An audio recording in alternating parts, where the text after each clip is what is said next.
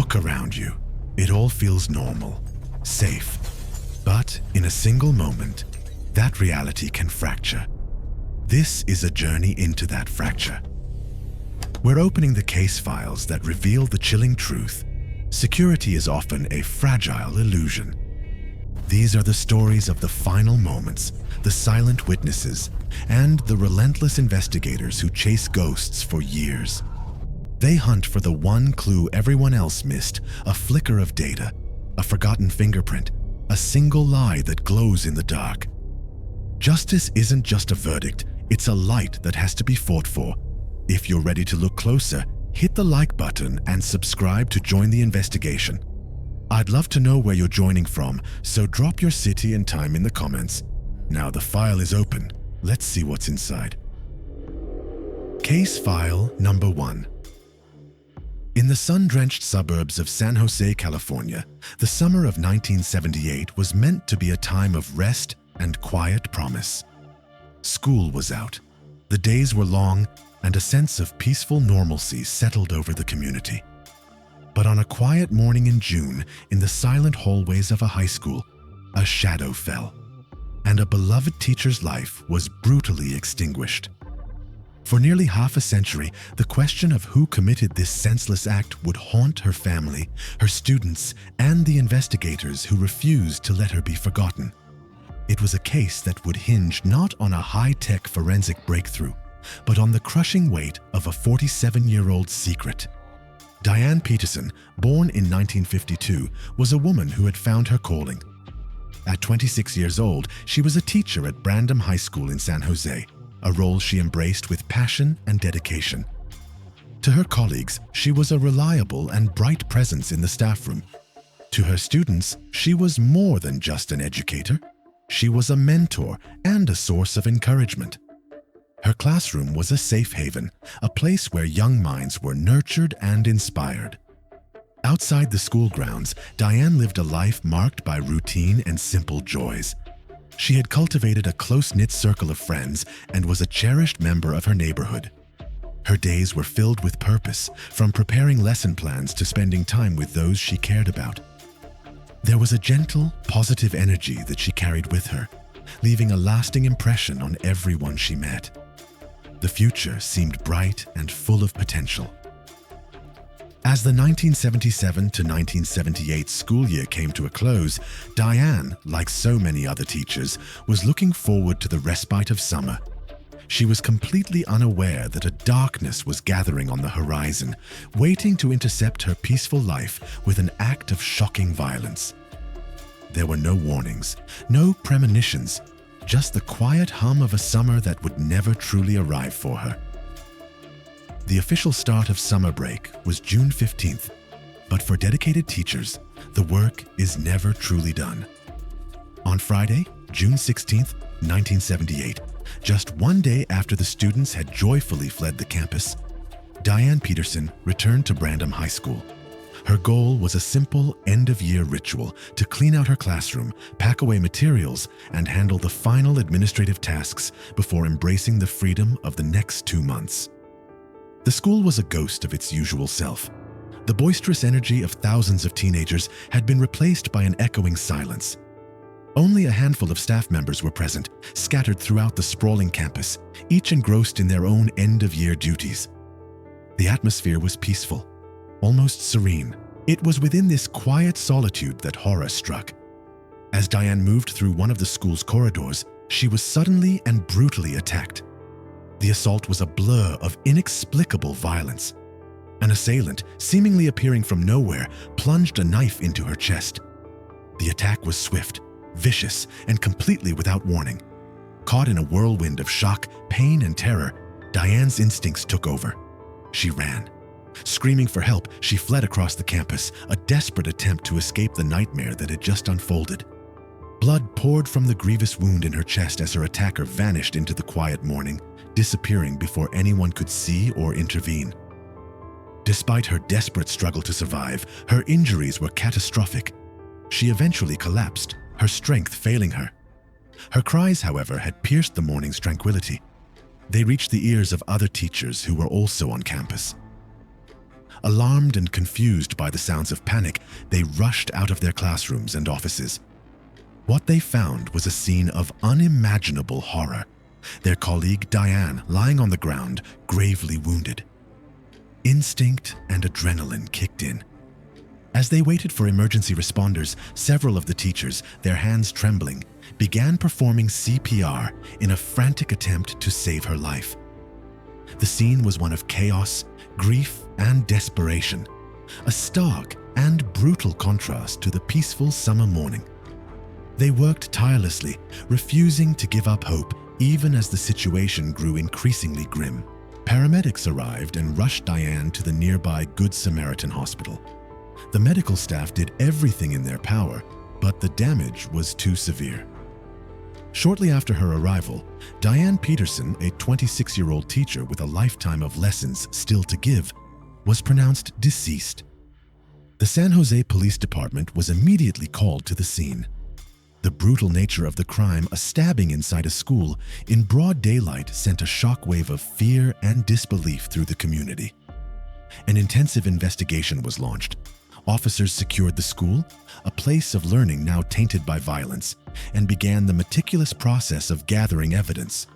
Detectives focused on finding a motive. Why would anyone want to harm a beloved teacher? They interviewed everyone present on campus that day, along with Diane's friends, family, and other students, searching for any hint of a conflict or a threat. As their investigation deepened, their attention eventually fell upon a 16-year-old student named Harry Nickerson. Suspicion swirled around the teenager, but at the time, there was no concrete evidence to link him to the crime. For 5 long years, the case simmered with unanswered questions. Then, in 1983, a glimmer of hope appeared. A former Brandon High student came forward with a shocking story. He told his parents that he had witnessed the attack and that Nikki Nickerson was the killer. The motive, he claimed, was that Diane had caught Nickerson dealing substances on school property. It was the breakthrough investigators had been waiting for. But just as quickly as the lead appeared, it vanished. The student recanted his statement, pulling the rug out from under the prosecution's feet. Without his testimony, the case against Nickerson crumbled. Despite this setback, suspicion lingered. A composite sketch created from eyewitness descriptions of a person seen on campus bore a striking resemblance to Nickerson. More tips trickled in. One witness told police that Nickerson had confessed to the crime. Another claimed to have seen him carrying a knife in the presence of a teacher. Each lead provided a small spark of momentum, but none were strong enough to secure a charge that would hold up in court. In 1984, yet another witness came forward, stating that Nickerson had once again implicated himself in the crime. But still, prosecutors felt the evidence was too circumstantial. Without a murder weapon, a confession to police, or solid physical evidence, their hands were tied. The investigation stalled, and Diane Peterson's case file was relegated to a shelf, officially declared cold. Decades passed. Seasons changed. Students who had walked the halls of Brandon High grew up, had families of their own, and the memory of the teacher who was killed began to fade for all but those who loved her most. In 2023, nearly 45 years after the crime, the district attorney's crime lab revisited the case, hoping that modern science could succeed where old-fashioned police work had failed. They carefully examined preserved evidence from the crime scene, searching for a trace of the killer's DNA. But the results were inconclusive. The killer remained a ghost. Then, in June 2025, the case broke wide open in the most unexpected way.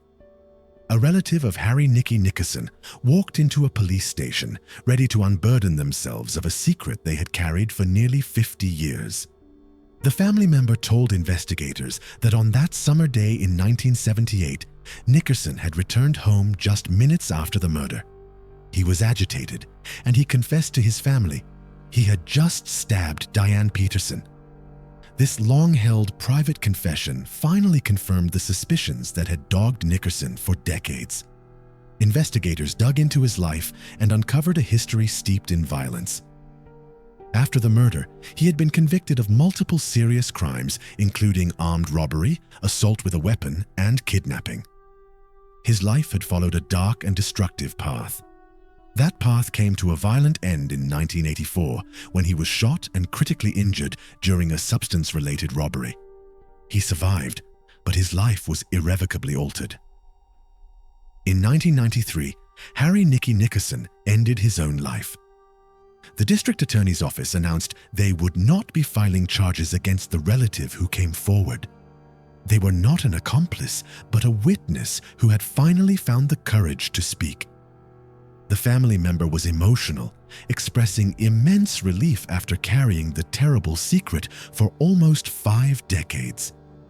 With the perpetrator identified, the San Jose police chief released a statement, bringing a final somber close to the case.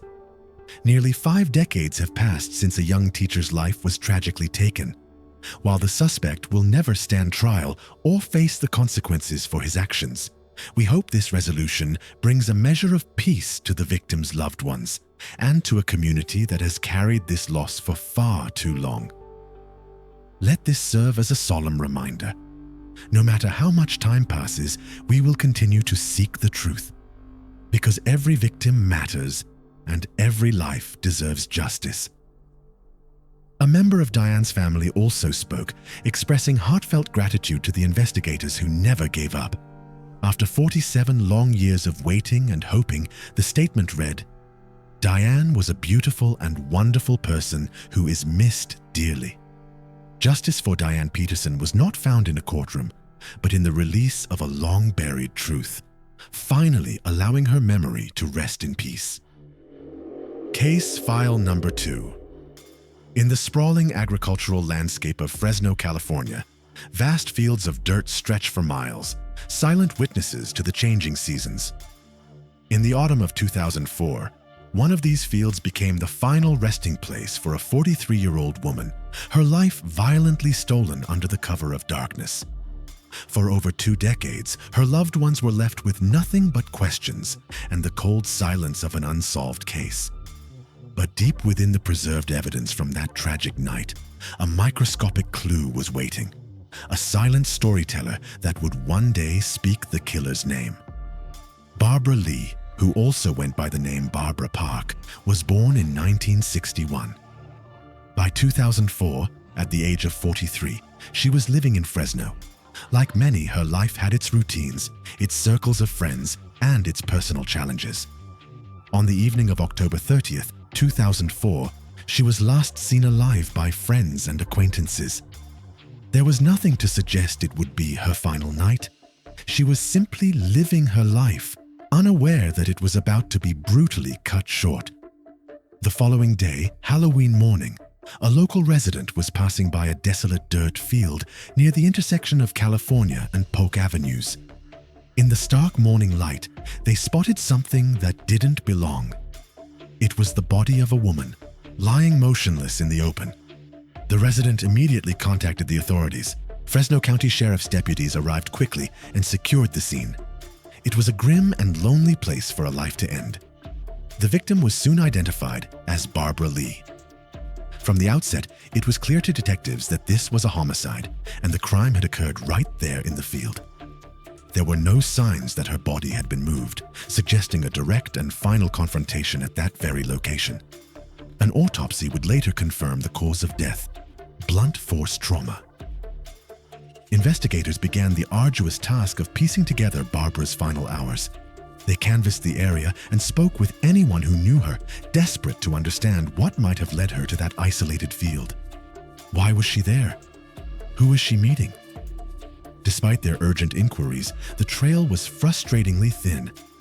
No one had witnessed the crime, and the circumstances surrounding her presence in that field remained a complete mystery.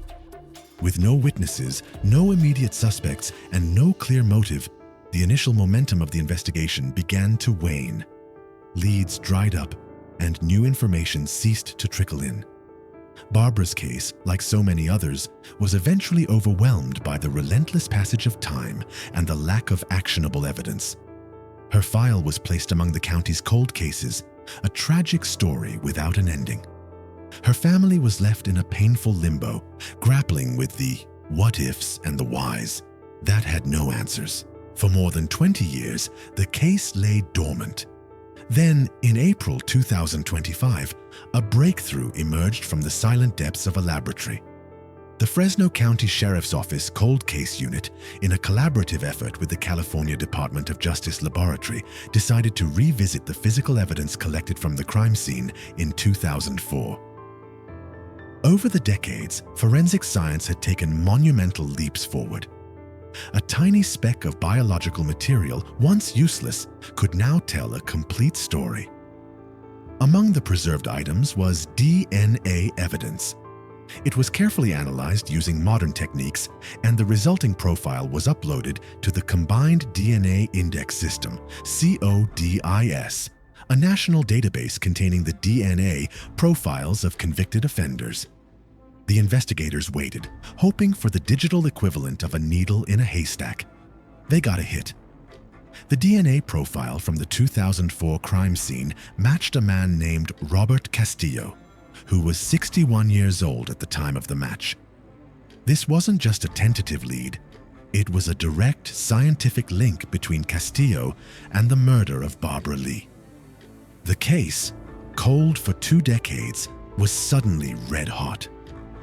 Investigators quickly learned that the DNA match did more than just solve Barbara's case. It also linked Castillo to 2 other unsolved violent crimes, a pair of indecent assaults from October 2003 and September 2004. The same DNA profile connected all 3 crime scenes, painting a disturbing picture of a predator who had been active in the area during that time. Castillo was promptly taken into custody. As detectives delved into his past, they uncovered a significant detail that explained why it had taken so long to find him. Castillo had a lengthy criminal history, having served multiple prison sentences in the 1980s, 1990s, and 2000s for various property crimes. However, at the time of those convictions, the law did not require a DNA sample to be collected for those types of offenses. It wasn't until legislative changes in 2007 mandated DNA collection for a wider range of offenders that his profile was finally added to CODIS, years after he had murdered Barbara Lee. His DNA had been sitting in the system, a ticking time bomb waiting for the right case to be re-examined. Now, Robert Castillo faces a litany of serious charges connecting him to all 3 violent crimes. Prosecutors are building a comprehensive case that spans multiple years and multiple victims. If convicted on all counts, he faces a maximum sentence of life in prison without the possibility of parole. He is currently being held at the Fresno County Jail, his bail set at a staggering $2.1 million. The resolution brought a somber sense of closure to a long and painful chapter for Barbara Lee's family and the community. Fresno County District Attorney Lisa Smitkamp issued a statement acknowledging their pain. "I would like to offer my condolences to the Lee family. For all of this to be unearthed again after 20 years is very difficult." Investigators believe there may be other victims of Castillo who have yet to be identified. With his arrest, they hope that more families who have waited in silence for decades might finally find the closure they deserve. The voice that finally spoke for Barbara Lee was not human, but it was undeniable, echoing across 20 years of silence to demand justice. Case file number 3. In the quiet, rural landscape of Geneva, Indiana, time seems to move a little slower. It's a place of sprawling fields and close-knit communities, where stories and secrets can be buried deep in the soil. In the summer of 1977, a delivery driver stumbled upon a horrifying scene in a modest mobile home, discovering the body of an elderly banjo player. The investigation that followed would span nearly half a century. A twisted journey of confessions made and ignored, wrongful arrests, and a relentless pursuit of a truth that was spoken aloud just 24 hours after the crime, only to be lost to the winds of time. Everett Armstrong was a man who had lived through a remarkable swath of American history.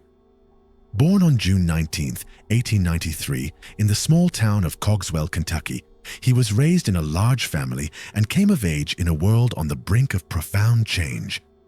In 1915, he married his sweetheart, Ada Olive Choate, and they started a family of their own, welcoming a son.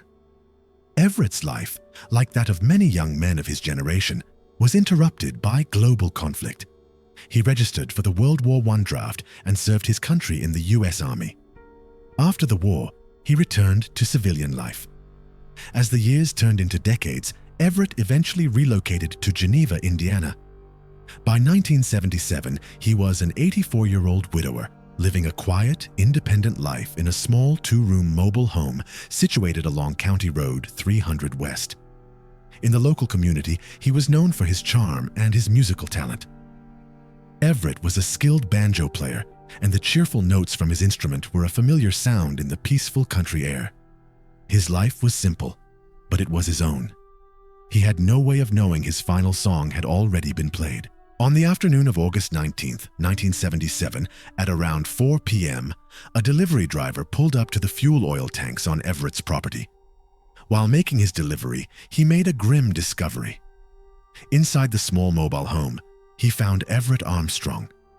He was deceased. The driver immediately contacted the authorities. Officers from the Indiana State Police and the Adams County Sheriff's Department arrived at the tranquil country property, which was now a crime scene. A preliminary examination quickly confirmed their worst fears. Everett had not died of natural causes. He had been fatally shot. A formal homicide investigation was launched. Detectives began canvassing the rural neighborhood. They soon learned from witnesses that a single gunshot had been heard just before nightfall on August 18th, the evening before Everett's body was discovered. This provided a tight timeline for the murder, but with no obvious suspects or motive, the investigation struggled to gain traction. The initial hope for a quick resolution began to fade as the trail went cold. 2 months later, in October 1977, the case suddenly gained new momentum. 4 separate individuals came forward to police, each offering information that pointed to the same potential suspect. Their testimonies seemed to be the breakthrough the case desperately needed. However, despite these promising new leads, investigators were unable to find the concrete, physical evidence needed to tie their suspect to the crime. Once again, the trail faded into silence. The case lay dormant for 4 years. Then, in 1981, the Adams County Sheriff's Department made a major announcement. They had arrested 3 individuals in connection with the murder. For a brief moment, it seemed justice was finally at hand. But this hope was quickly extinguished. Within 6 months, all charges against the trio were dropped. A deeper investigation revealed that none of them had any involvement in the crime. The case was back to square one, colder than ever before. More than 3 decades of silence followed. Then, in 2013, the Indiana State Police decided to take a fresh look at the long unsolved case. A new generation of investigators reopened Everett Armstrong's file, determined to apply modern scrutiny to the old evidence. They meticulously reviewed every report, every statement, every dusty clue. As they sifted through the old paperwork, they were drawn back to the information that had first surfaced in October 1977. They focused on a name that had been mentioned by all 4 of those original witnesses: James A. McBride II. The old case files revealed something astonishing. Within just 24 hours of Everett's murder, McBride had confessed to 4 different people, and these were not vague admissions of guilt. Each of the 4 witnesses recalled McBride sharing highly specific details about the crime details that had never been released to the public and that only the killer could have known. He described the crime scene with chilling accuracy. One witness even stated that McBride had shown them the firearm he used, providing a physical link to his damning words. Investigators were struck by the consistency and precision of his confessions. Furthermore, witnesses described McBride's behavior in the immediate aftermath of the murder as extremely erratic and disturbed. And it was all there in the files from 1977. The answer had been whispered, confessed, and reported. But for reasons lost to time, it had never led to a conviction. With renewed focus, the modern investigators understood the immense weight of those original testimonies. Unfortunately, the man at the center of their renewed investigation was beyond the reach of the law. James A. McBride II passed away on June 3, 2024, in Adams County, Indiana. His death closed the door on any possibility of a trial or a courtroom reckoning. After years of diligent review, the investigative team presented their comprehensive case to the Adams County prosecutor. The case was built on the foundation of those 4 corroborated confessions, the unique non-public details McBride had shared, and the witness accounts of his behavior. The prosecutor reviewed the mountain of circumstantial evidence and concluded that it was overwhelming. In May 2025, the prosecutor made a definitive statement. Though no trial would ever take place, the identity of Everett Armstrong's killer had finally been confirmed. Had James A. McBride II still been alive, he would have been formally charged with the murder of the 84-year-old banjo player. The case of the man who lived through one world war only to be killed in his own home was, at long last, officially closed. The whispers from 1977 had finally become the final, undeniable word. Case file number 4. In the dense, bustling heart of San Francisco, there are countless hidden corners and forgotten alleyways, places where the city's most vulnerable seek refuge. In the spring of 1992, one such narrow corridor became a tomb for a 45-year-old woman, her life extinguished in the shadows. For over 3 decades, she was another one of the city's tragic, unsolved statistics. Her story was nearly lost to time, until a microscopic trace of her killer, preserved for a generation, was given a new voice by the power of modern science, finally speaking a name that had been linked to a trail of violence across the country. Nancy Hernandez was born in 1947.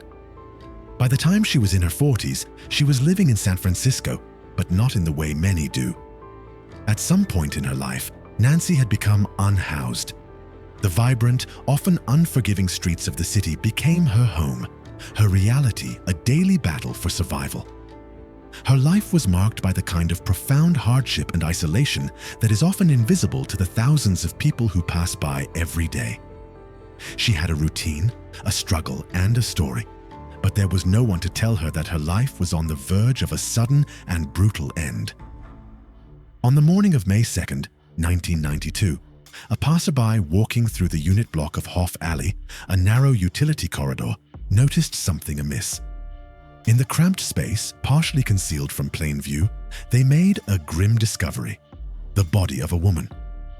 Alarmed, the witness immediately contacted the San Francisco Police Department. Officers arrived within minutes, securing the alleyway and launching a homicide investigation. The victim was soon identified as 45-year-old Nancy Hernandez. It was evident that she had been using the utility corridor as a place to sleep, a small measure of shelter from the elements. It was also immediately clear that she had not died of natural causes. The scene told a story of a violent, desperate struggle. The San Francisco office of the chief medical examiner conducted a full autopsy, and their findings painted a horrific picture of Nancy's final moments. She had suffered extensive physical trauma and showed signs of having been badly beaten. The official cause of death was strangulation. During the autopsy, swabs were collected, as evidence also suggested she had been the victim of a brutal, indecent assault. San Francisco homicide detectives threw themselves into the investigation, but from the start, they faced an uphill battle. Nancy lived on the margins of society, and the world she inhabited was often transient and difficult to penetrate. With no witnesses to the crime and no immediate suspects, the investigation quickly stalled. The DNA evidence collected during the autopsy was their best hope.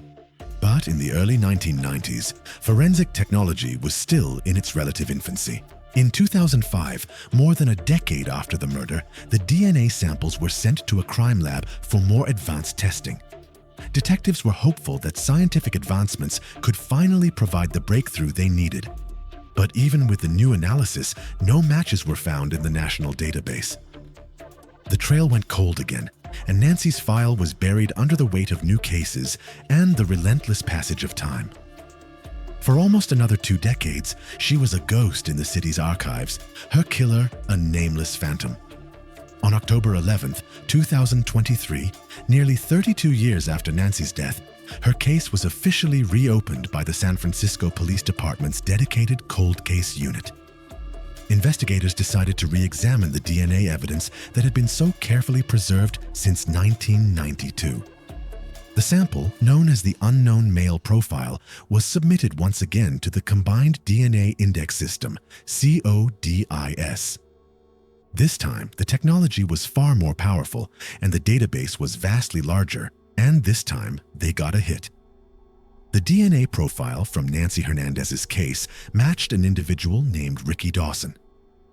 This was not a new name to law enforcement. Dawson was already a known quantity, a man whose DNA had linked him to a string of violent crimes across the United States. He had previously been identified as the perpetrator in 3 other cold case indecent assault slayings in 3 different states: Panama City, Florida, Seattle, Washington, and Denver, Colorado. A horrifying pattern of a transient, predatory killer emerged. For the crime in Florida, he had been convicted and was serving a 25-year sentence. By February 2023, he had also been charged in Denver for a 1996 cold case murder of a woman. The mounting evidence against him was overwhelming. He was already in custody, awaiting trial for the Denver case, when the San Francisco hit came through. The DNA link was the definitive piece of the puzzle that San Francisco investigators had been missing for over 3 decades. They moved quickly to secure justice for Nancy. On January 2, 2025, an arrest warrant was officially issued for Ricky Dawson for the murder of Nancy Hernandez. Authorities placed a legal hold on him, ensuring that even if he were to be released from custody for his other crimes, he would immediately be transferred to California to face charges for Nancy's murder. The legal process will be methodical. Dawson will first face trial in Colorado. Once those proceedings conclude, he will be extradited to San Francisco to finally answer for the crime he committed in that lonely alley in 1992. San Francisco Police Chief Bill Scott released a statement underscoring the department's commitment to even the oldest and coldest of cases. No matter how old a case is, this is proof that we will never rest until a case is solved. I want to thank our cold case investigators who have worked diligently on this case to bring justice to Ms. Hernandez and her family. For 32 years, Nancy Hernandez was a forgotten victim, her story a footnote in the city's history. But through the persistence of dedicated investigators and the power of a single microscopic clue, her name was finally linked to her killer, proving that even for those who live in the shadows, the demand for justice never truly fades away. Case file number 5. Along the sprawling, impersonal artery of Interstate 5 in Oregon, countless travelers pass by every day, their lives a blur of motion. In the summer of 1980, a patch of ground just off this busy highway became a clandestine graveyard. A man's body was found dumped, stripped of his identity and his life. For over 40 years, he was known only as John Doe, a nameless victim in a case that grew cold almost immediately. His story was a mystery entangled with another victim, hinting at a darker pattern. A puzzle that could only be solved when a single drop of preserved blood was given the chance to tell a 45-year-old story, ultimately pointing toward one of California's most prolific and monstrous serial killers. On July 18, 1980, the Oregon State Police received a call. Someone reported seeing a body along Interstate 5, just south of Portland in the Woodburn area. Troopers responded swiftly, cordoning off the scene in a remote stretch of Marion County.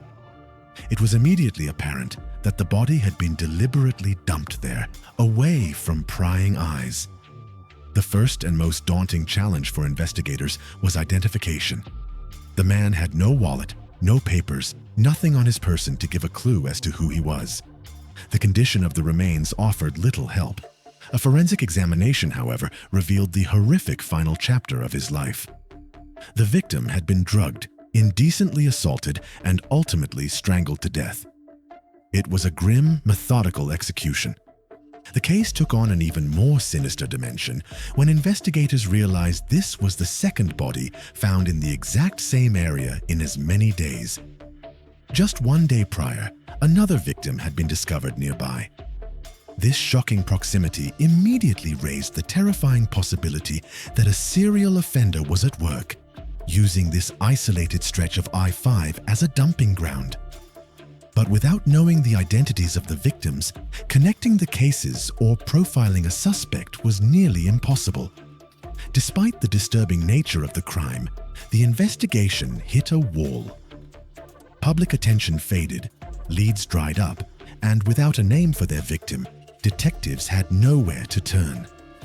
The man found by the interstate remained John Doe, and his case file was eventually closed, filed away as an unsolvable mystery. For 44 long years, the file gathered dust. Then, in January 2024, a call came into the Oregon State Police Cold Case Unit. An investigator from the Orange County Sheriff's Department in California was on the line, offering assistance with a powerful new tool, Forensic Investigative Genetic Genealogy, FGG. This cutting-edge technique combines advanced DNA analysis with traditional genealogical research to build family trees and identify unknown individuals. The Oregon investigators still had a preserved blood sample from their 1980 John Doe. They sent it to Parabon Nanolabs, a lab specializing in FGG. There, scientists were able to extract a detailed genetic profile from the decades-old sample, a feat that would have been science fiction in 1980. Using this new profile, the genealogy team at Parabon began their painstaking work. They uploaded the data to public genealogy databases and started searching for distant biological relatives. They began constructing potential family trees, slowly but surely narrowing down the possibilities through shared DNA markers. As the branches of the family tree took shape, investigators identified several individuals who appeared to be closely related to the unknown victim. They reached out, explaining the situation and asking for their help. Several of these potential family members agreed to provide their own DNA samples for comparison, hoping to solve the mystery of a loved one who had vanished long ago. The results came back. It was a definitive match. After 44 years, John Doe had his name back. He was Larry Eugene Parks. His family filled in the missing pieces of his story. Larry, who was born in 1950, had attended college for a time before dropping out, which led to him being drafted into the U.S. Army during the Vietnam War era. He trained at Fort Hamilton, Fort Dix, and Fort Riley before being deployed to Saigon. The war undoubtedly left its mark on him. After his service, he returned to civilian life. His family had last heard from him in 1979, the year before his body was discovered in Oregon. He was last seen alive in Pensacola, Florida, and then he simply vanished. With Larry's identity confirmed, the investigation pivoted. It was no longer about who he was, but who had killed him. As they re-examined the details of the 1980 crime, a young man, drugged, assaulted, strangled, and dumped along a West Coast highway, a chilling and familiar profile began to emerge. In May 2025, police identified a single person of interest. That person was Randy Kraft, one of the most sadistic and prolific serial killers in American history. Known as the scorecard killer for the cryptic coded list of his victims that he kept, Kraft is currently on death row at San Quentin State Prison. He was convicted in 1989 for the brutal murders of 16 young men, but investigators believe his true victim count exceeds 60, spanning California, Oregon, and Michigan. The parallels between Kraft's known methods and Larry's murder were too stark to ignore. Kraft targeted young men, often hitchhikers, Marines, or transients. Larry, who had disappeared from his family and was traveling, fit this profile perfectly. Kraft's signature was to drug his victims with alcohol and prescription sedatives, indecently assault them, and then strangle them. This precisely matched what had been done to Larry. Kraft's killing fields were the freeways of the West Coast. He frequently picked up victims and dumped their bodies along highways in California and Oregon. Larry's body was found right off Interstate 5, a corridor Kraft was known to travel. Kraft often removed identification from his victims to hinder police, a tactic that left Larry as a John Doe for over 4 decades. While Kraft has never been formally charged with the murder of Larry Parks, the evidence is compelling. Investigators are now meticulously reprocessing all the evidence from the 45-year-old crime scene, hoping that today's technology can solidify the link. For now, the 80-year-old Kraft remains behind bars, his life sentence ensuring he will never be free again. While a new trial may never happen, identifying him as the likely killer has brought a final, grim chapter of closure to the family of Larry Eugene Parks, a young man who was lost to the world, but, thanks to science and persistence, was never completely forgotten. Well, that concludes today's video. I truly hope this gave you valuable insight into some of the most overlooked cases throughout the years. If you found this helpful, please consider liking, subscribing, and turning on notifications to stay updated. Thanks again for your time and support. There's more on the way, so stay tuned.